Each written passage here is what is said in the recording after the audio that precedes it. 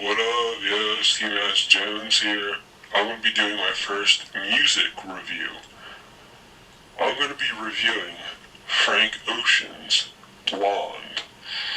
Now, this CD, to say the least, is highly anticipated, long awaited. Fans have been frustrated and pissed and wanted to kill him at times, but also still love him. Me being one of them. But I just knew it would come out when he's ready, and I would be ready whenever he dropped it. So, he finally dropped it, and first initial thoughts. When I listened to it once, I was a little underwhelmed because it's not as poppy or as sing-songy as Channel Orange or Nostalgia Ultra, both of which I love. And I love Frank Ocean's voice, like when he belts that shit out. It's so distinct and there's no one else who can sing like him, in my opinion. So I was a little underwhelmed. I still loved it. First listen, I still loved it. I was like, alright, I know I'm going to like this a lot. I just need to listen to it more. I listened to it about 6 times, and I grew to absolutely love this album. It's probably my favorite album of the year so far. Now, let's start off talking about the weird thing with the Blonde thing. Okay, so change it from Boys Don't Cry to Blonde. But on the cover it says Blonde, B-L-O-N-D. But on iTunes it says B-L-O-N-D-E. And on everything else I've seen it says B-L-O-N-D-E. So just on the cover it spells Blonde, B-L-O-N-D. And he has fucking green hair, so I don't know what Frank Ocean's trying to do there, but it's interesting. So we'll start off with the song Nikes. I didn't really like how he pitched his voice up in that, because I could hear under that. He was just belling shit out, and they just pitched it up sounds like a little squirrel almost. Not quite that high, but it's like a little fucking squirrel, and it really pisses me off, because I want to hear that verse unfiltered, but whatever. I grew to like the verse, because the lyrics are great in it, and yeah, and the second half of the song he changes back to his normal voice. But like this album kind of reminds me of Kendrick's sophomore album. His first album, Good Kid, Mad City, it was more mainstream. It was more poppy. It was more sing-songy. He could like rap more of his verses and shit. But in his second album, it was more concise, and it was jazzy, and it was different.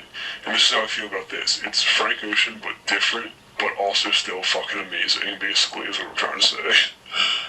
So, and usually, this album has 17 songs, and it's long as fuck, and usually I'm turned off by that, because it's not, usually most of the time, 17 songs is way too much. You only need like 12 songs, because there's always fucking songs that just suck and could easily be taken off. But it's not the case for Frank Ocean. I can say I sincerely loved every single song on this album. And there's not genuinely 17 songs, because there's quite a few skits on here, so it's more like 14 songs. But still good out. I loved it. I will say that the first half is better than the second half. The first 10 songs are 10 out of 10s. Every song, I love it. I love every first 10 songs. My least favorite song is probably Pretty Sweet, which is song 11. No real reason why. It's just not, the vocals aren't, he does something with the vocals that I don't like too much.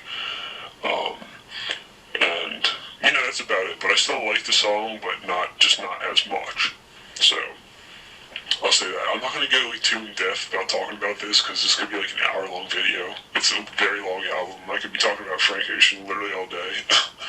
I got shit to do, but I'm just going to give my thoughts on it, because I'm a huge Frank Ocean fan.